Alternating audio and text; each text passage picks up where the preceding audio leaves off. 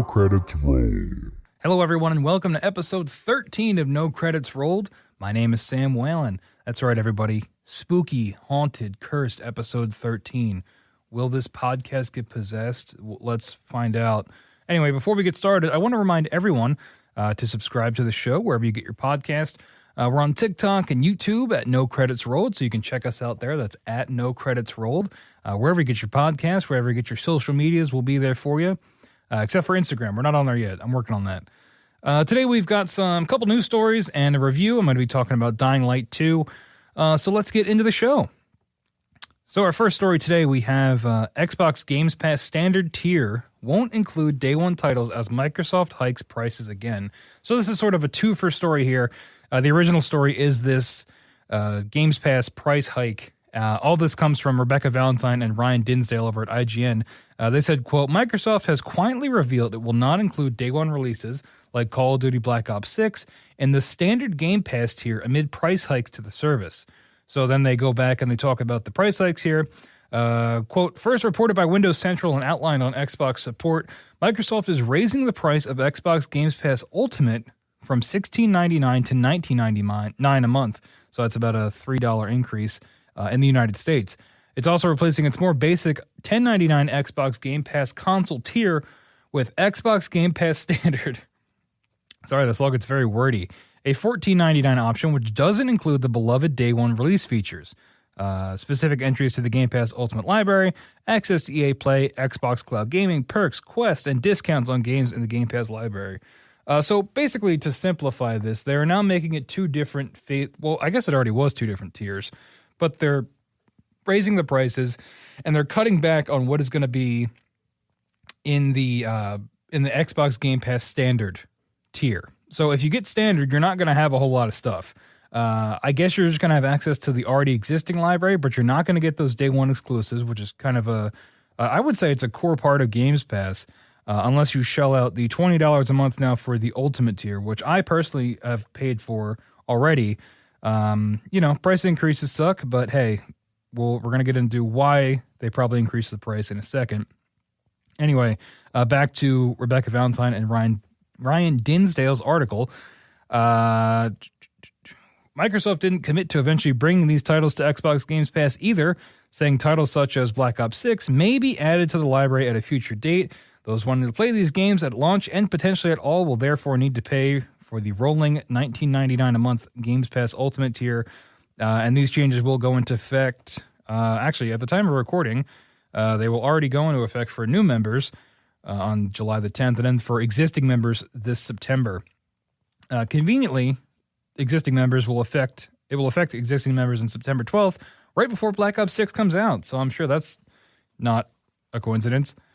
So this sort of price increase has been talked about for a while. People have been speculating this is going to happen given the acquisitions that Microsoft has been doing, given the things that are coming to Games Pass. People were like, okay, well, they've got this lineup. They're probably going to raise the price to sort of back it up.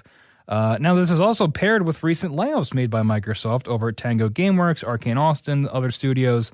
So really what I wanted to focus on today is like, this price increase, while also they're still laying people off. They're still closing studios.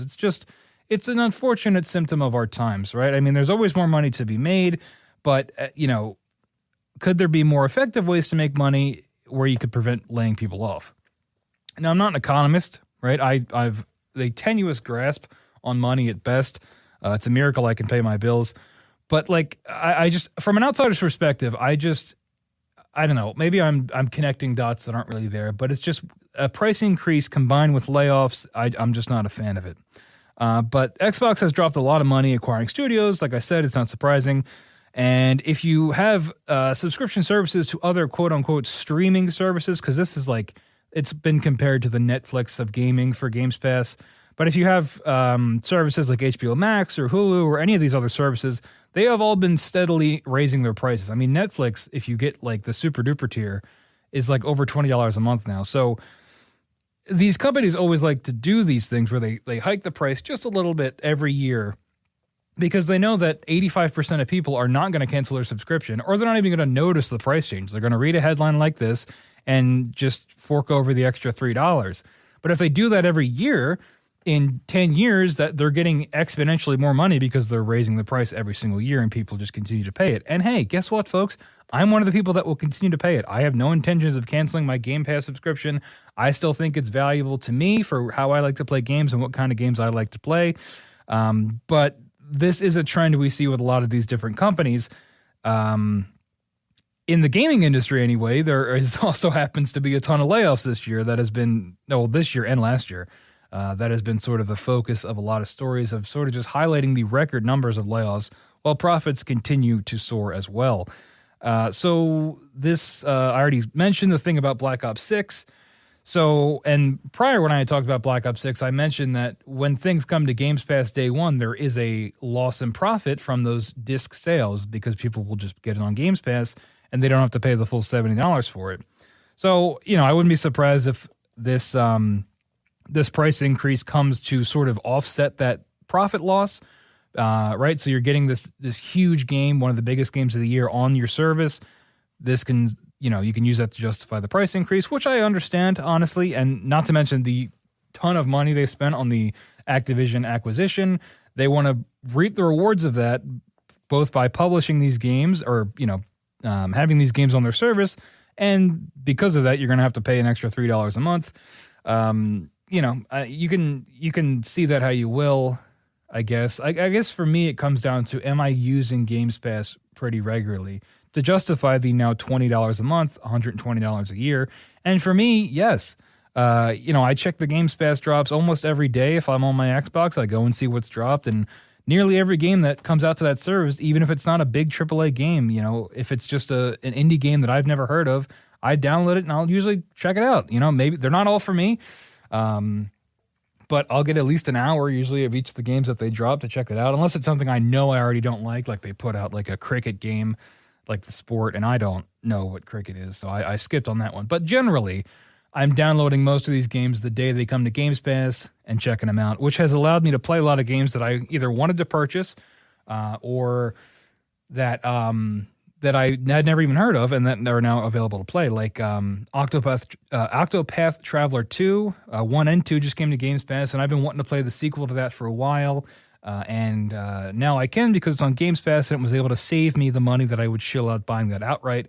And it's sort of similar to why I'm a big fan of GameFly too, because for what I do and, the idea of the show that I never finish these games, when I'm shilling out the money for these full price games that I never finish or I don't like when I get them, I'm able to sort of avoid that with streaming services or these sort of content libraries like a GameFly or like a Games Pass, where I can sort of have the game temporarily and then play it and then delete it from there without having to incur the full price.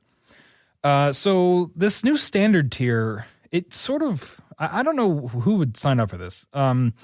It doesn't include the day one titles, and I guess it would just give you the online multiplayer, which I don't know if that was there before, and access to the existing gaming library, which, hey, that's pretty good because there's a lot of great games on there. But having a whole tier that doesn't include those day one titles is kind of a bummer because when Games Pass was pitched, and I mean, when I pitch it to people, it is like the day one thing is like a core element of it.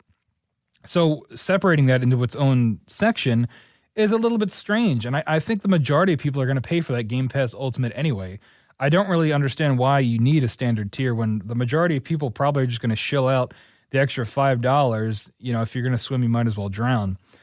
So Xbox is continuing to acquire more assets for Games Pass. So when we talked about this when we started this story, it's not a shock that the price of Games Pass is slowly climbing. And sort of what I want to wrap up this segment with is it still worth it? And I already touched on my opinions on this a lot. For me, it is still worth it. But for the general consumer, right, for the person that wants to come home after their long day of work and maybe just play some multiplayer games or maybe play a big single-player game, like a AAA single-player game they've been working through, I don't know if Games Pass at $20 a month, I'm not sure if that is going to be realistic for the more casual audience. And I'm curious to see if this price increase actually makes a difference in Games Pass subscribers. Like I said, I doubt most people are even going to cancel it or even notice the price increase until it hits their credit cards. So, and in all of this, while they raise the price on Games Pass, they lay people off, they close studios. So it's like, I don't know. It just seems like a 1-2 punch. Could they have prevented layoffs by raising the price more? Would that have worked like that? Is that how the numbers, would convert? I'm not sure. I doubt it. I mean, this just seems to be standard now for the industry of, even if you have a flop or a success, these studios are getting closed either way, and then the consumer is still paying more to sort of cover the losses as well. I don't know. I wouldn't be surprised if in another year around this time we get another price increase, especially if Xbox comes out and gets another big acquisition. This thought actually just occurred to me, going back to the question of, is this for the casual gamer?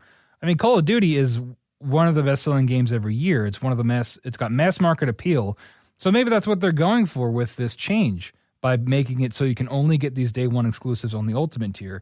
Maybe they're trying to hook in the more casual audience, because, everybody plays Call of Duty. Not everybody, but you know what I mean. The majority of people will at least check it out, and especially a Black Ops 6, a title that people are very excited for, that they've been waiting for, that I think has pretty positive public opinion.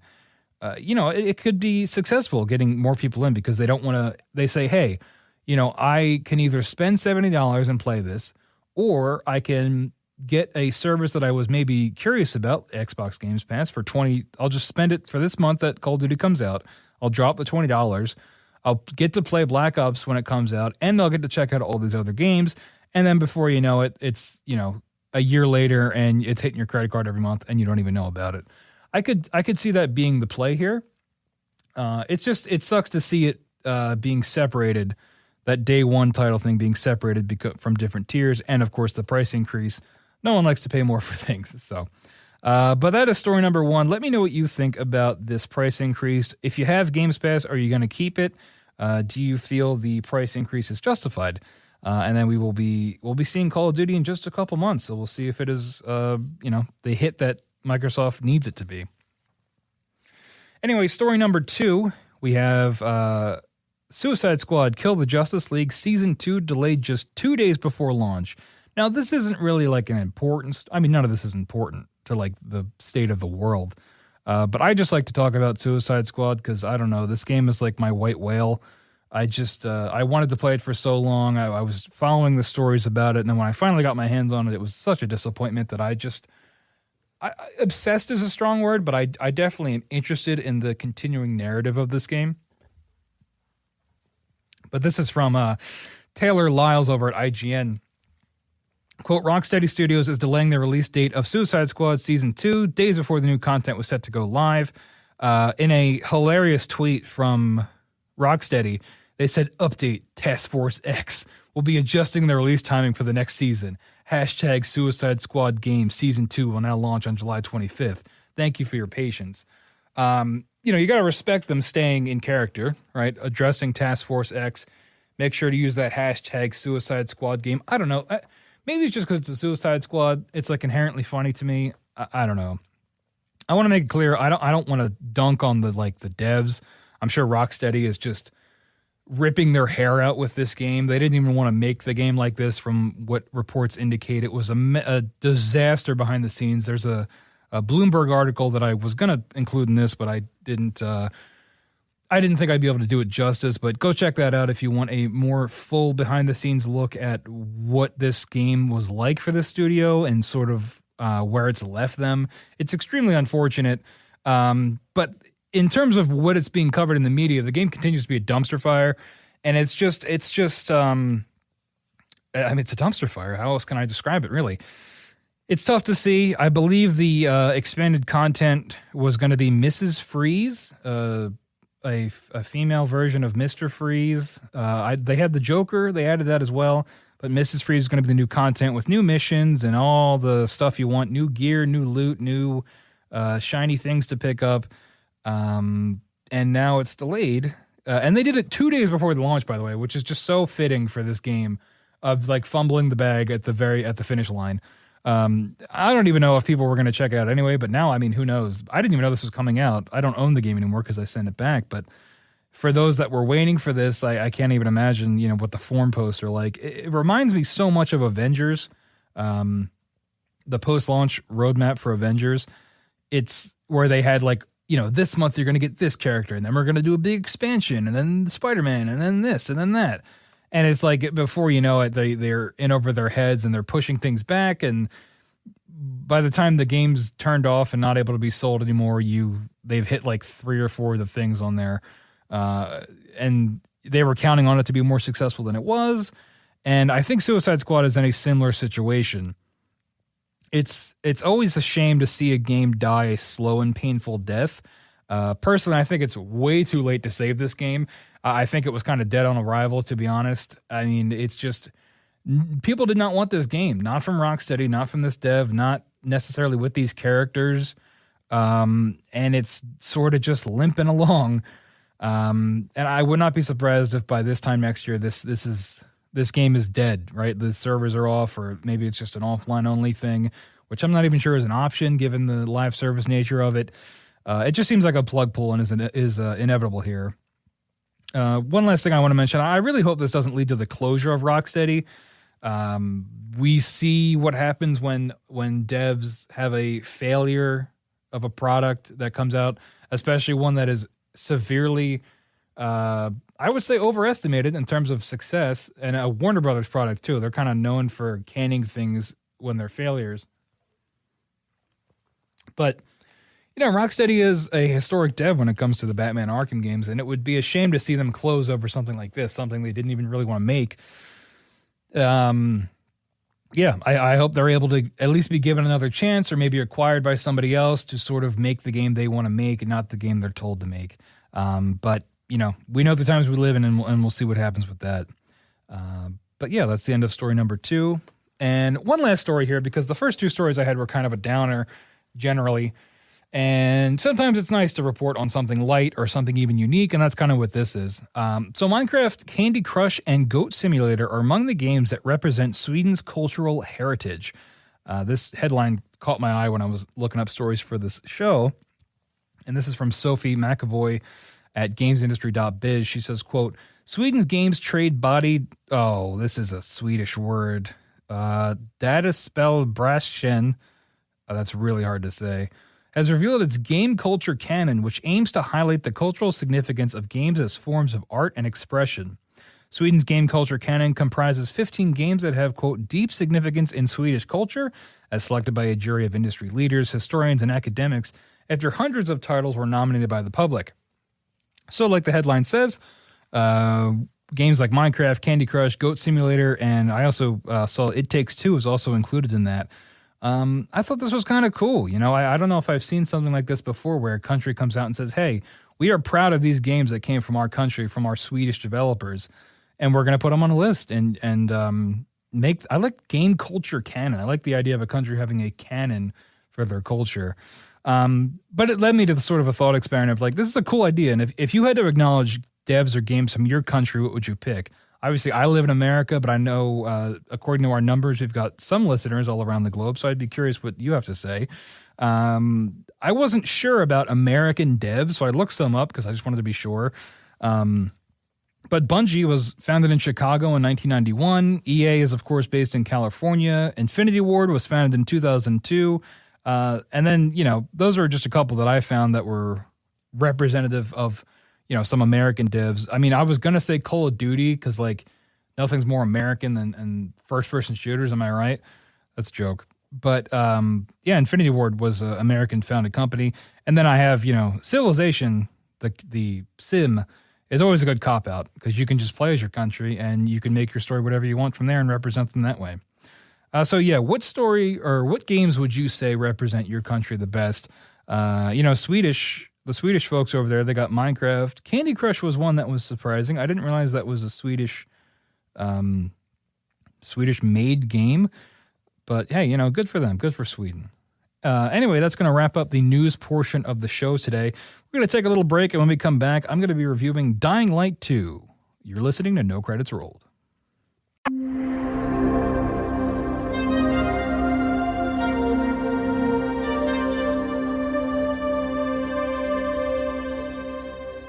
All right, and we're back on No Credits Rolled. Today we're talking about Dying Light 2, Stay Human. I wasn't sure if that Stay Human part was an official part of the title, but I'm going to include it anyway. So it's an action RPG developed by Techland. Zombie Parkour Extravaganza is what I have as sort of the summary of it, because that's pretty much what it is. I've been really excited to play this game. This was a game that I wanted to buy for a while, but I've just been waiting for it to go on sale enough, and I was able to get it through GameFly, so I didn't have to, pay full price for it, which was nice. And I was a big fan of Dying Light 1. I really liked that game. I don't know if it was really for everybody, but as someone who really enjoys the Mirror's Edge games as well, and then Dead Island, sort of getting a merger of those two games was sort of perfect, I thought. It's not a perfect game, but I had a lot of fun with it. It's one of those 7 out of 10s that you just kind of treasure, and that's what the first Dying Light was for me. So to get a sequel and finally be able to get my hands on it was pretty exciting. With this game, I find it to be very immersive, which it might sound a little weird given what you're doing, because you can fight like lightning zombies and acid zombies and all kinds of different viral things that are very not immersive. But the minute-to-minute gameplay of this game is really what I mean when I say immersive. The parkour especially, the parkour is the big standout here. Getting an objective on the map and running there. Like I don't use fast travel in this game because the map is small enough that it's not that hard to get around. And also I just enjoy the parkour so much that like it's like I prefer it over just fast traveling to wherever you need to go. It's not enough games have parkour in them. I think we need to up our parkour numbers going into 2025 if we can. I think more games should have it. For the two Mirror's Edge games, like I mentioned, big fan of those. I know that they leave a little to be desired in terms of everything else in the game, but especially Mirror's Edge Catalyst, I think, was great. And, I've been really wanting a Daredevil game. This is unrelated to this, but like playing this game, playing Dying Light 2, playing Mirror's Edge Catalyst, a first-person Daredevil game, I think would just be so great with a mechanic like this. Now, obviously, you would have to not be blind. They'd have to find some way around that. Maybe you have like Daredevil vision, like detective vision thing. But whenever I play games like this where I'm parkouring and doing first-person combat, I always think of a Daredevil game and how great it would be. But back to Dying Light 2, Stay Human. I think this game would be pretty boring without the movement mechanics. I think the movement mechanics really hold this game up in a positive light. Because otherwise you're just sort of swinging over and over again, hitting zombies. There isn't a whole lot of depth to this combat. It reminds me a lot of Dead Island, the first one, and Riptide, where, you can craft these weapons with different mods. There's like bladed weapons and blunt weapons and then heavy weapons, but they all kind of do the same thing.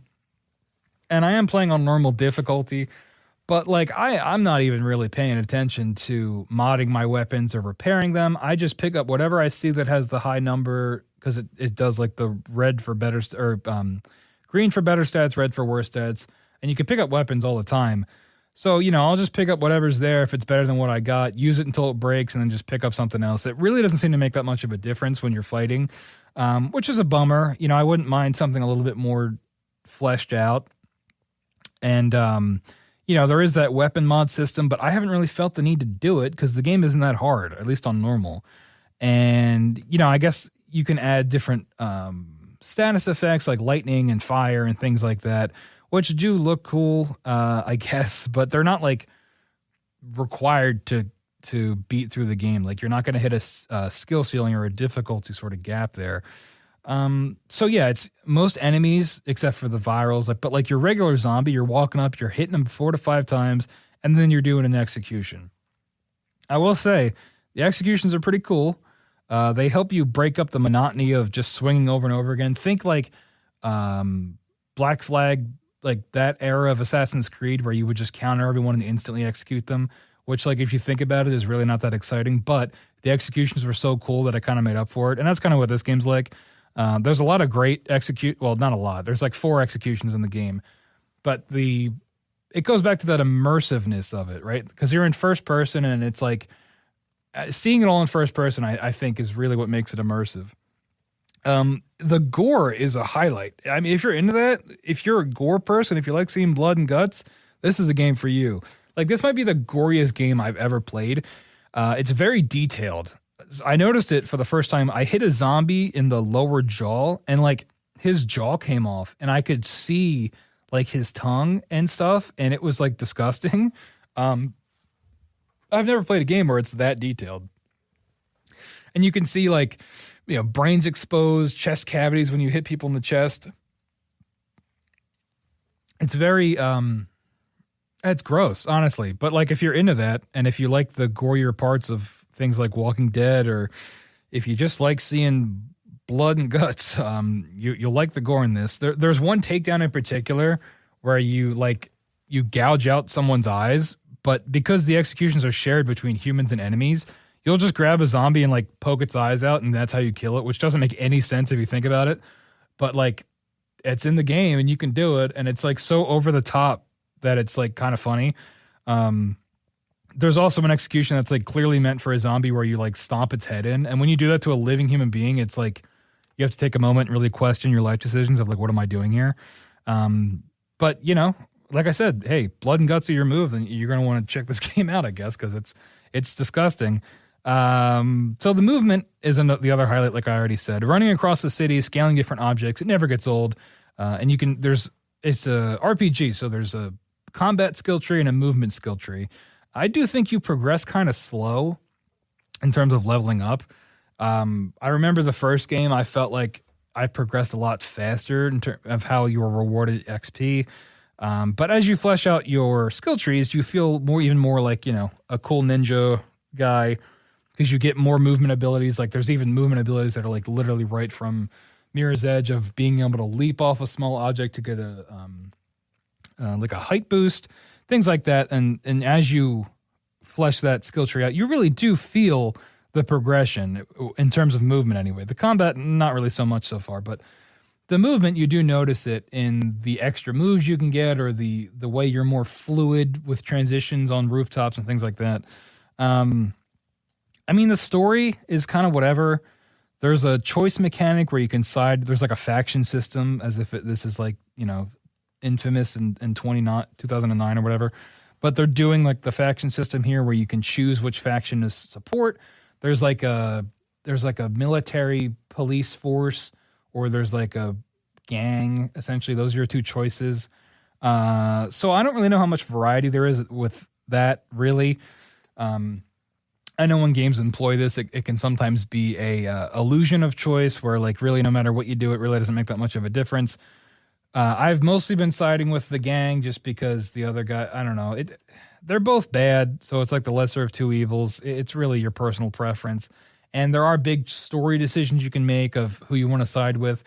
But again, I'm not doing 2 playthroughs of this, so I don't know if the outcome is going to be much different. But I would not be shocked if it was just really 2 main endings on how things go. The voice acting is good from the main character anyway. I think that's a particular standout. I believe it's the same actor who voices Mirage in Apex Legends. So that's pretty cool. Everybody else is fine too, but the main character I think does a pretty good job. But that's Dying Light 2. We're probably never getting another Mirror's Edge game. I highly doubt it. And honestly, I would doubt if we get another Dying Light game after this. I don't know how successful this was or how well it sold. But it's nice to have a game where we can do these parkour mechanics, and being able to explore a city in this way, it's fun. We get games like Spider-Man where you zip around, and the movement in that is a ton of fun. And I think this is an example of that when it comes to the free running and the parkour, and how it's really worth playing it just for that, assuming you don't get motion sick, because I could definitely see that. But like there are some moments in this game where the height that you're climbing at, it really was effective for me. Like there's one where you have to climb this windmill to like detonate a bomb, and you have to jump onto this cage, and as the cage swings out from the windmill, you have to turn around and jump to the next section of it. And it's like, you're dangling real high, but like the sound design is great, and you hear the wind and the creaking of the cage, and your character's like gasping for air if you run out of stamina. And I don't know. I think it's very immersive, and I think it's very cool. And we don't get a whole lot of games where that free running and parkour is a mechanic, so it's good. It's definitely the standout of this game. So yeah, if you like zombie games, if you were a fan of Dead Island 2 didn't really hit for you and you want a little something more, this game can maybe do that for you, because you have the free running aspect of it. I know I believe there's a glider you can get at some point, which I have not unlocked yet. But yeah, if you're a zombie fan, if you're an RPG fan, if you're looking for a great 6 to 7 out of 10 to sort of turn your brain off and just bash some heads in, Dying Light 2 sounds like it might be the game for you. But anyway, that's going to wrap up episode 13 of No Credits Rolled. I know that was a little bit of a shorter episode, but I just really wanted to get on and talk about my thoughts on Dying Light and cover some story from the news. And I think that's what we did today. So thank you so much for listening. I really appreciate it. Of course, remember, you can always email questions or comments to nocreditsrolled@gmail.com. That's nocreditsrolled@gmail.com. You can also call in and leave us a voicemail at 856-209-0713, 856-209-0713, and we might just play it on the air. Of course, make sure to get No Credits Rolled, subscribe wherever you get your podcasts, leave a review if you can. That very much helps out the show. Also, go ahead and drop us a follow over on TikTok. We post some breakout content over there. Sometimes we break out reviews and put them up there. And by we, I mean me. So yeah, just wherever you can get us, subscribe to, follow us. It all helps the show quite a bit. And of course, there is always a Patreon if you're feeling generous, but you definitely don't have to. Just a follow and a like is always a big help. But anyway, that's all I got. I'll see you next time on No Credits Rolled.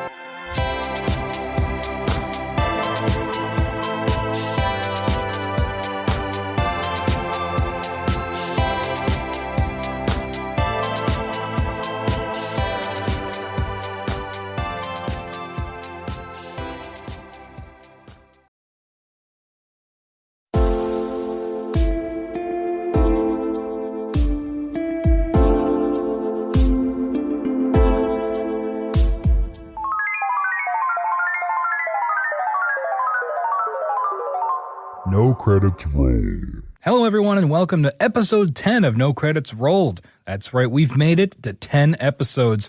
My name is Sam Whalen, of course, always your host. But yeah, 10 episodes is a big deal. So I just want to thank everybody for listening. If you've listened, downloaded, shared the show, if you've been there since episode 1, when I used to stutter and say slightly more than I do now, I really appreciate it. 10 episodes is a big deal for me. When I started this show, I wasn't really sure how long I was going to go with it, how much I was going to do, and, before you know it, we're at episode 10, so thanks. But before we get started, of course, I have to do the usual plugs. We are on TikTok and YouTube at No Credits Rolled, so go check us out there. Trying to get that TikTok following going, just because it's fun to go viral there if we can. And, of course, you can also continue to subscribe and tell everyone you know to subscribe on every podcast service, Spotify, Apple, wherever you get your podcast. No Credits Rolled will be there for you. 10 episodes down, hopefully 10 billion more to go. Anyway, thanks again for episode 10, and I appreciate each and every one of you. Let's start the show. Now get out there and make someone smile. All right, so last week we did a little bit more review-centric show, and this week we're going back to the news just because there were two things that I really cannot avoid talking about, and that really interests me, and I think might interest you too. First story we got is, of course, you've probably heard that Call of Duty Black Ops 6 is reportedly set to launch straight into Xbox Games Pass.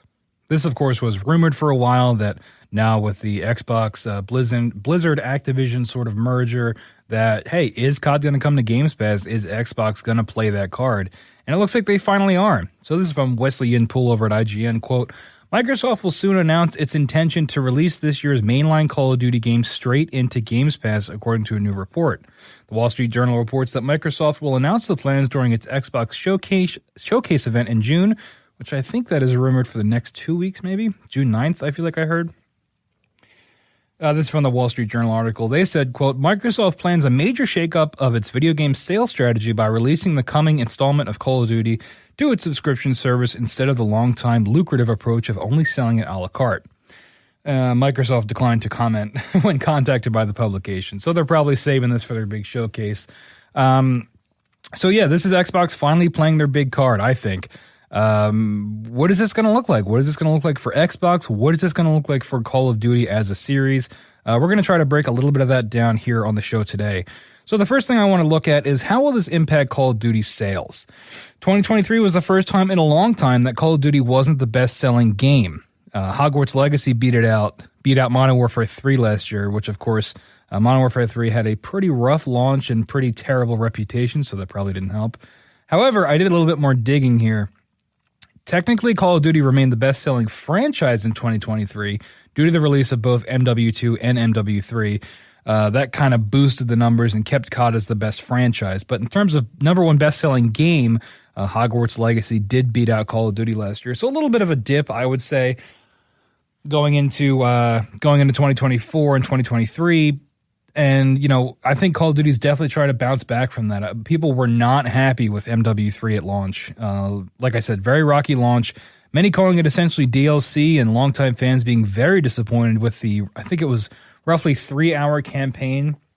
I mean, I'll never forget, we had the, who was it? Christopher Judge at the Game Awards that year, or last year, making fun of it, and he did a little dig at it at the Game Awards, which, you know, I'm sure the people that made that game weren't thrilled about, but it was pretty funny at the time. But yeah, roughly 3-hour campaign, people were not happy, and even the structure of that campaign was not your traditional Call of Duty, big set pieces, big moments, big levels. It very much seemed to be, the majority of it take place on Warzone maps and sort of let you do more open-ended stuff, which was pitched in the sales thing as being like, well, Call of Duty's maybe making a shift more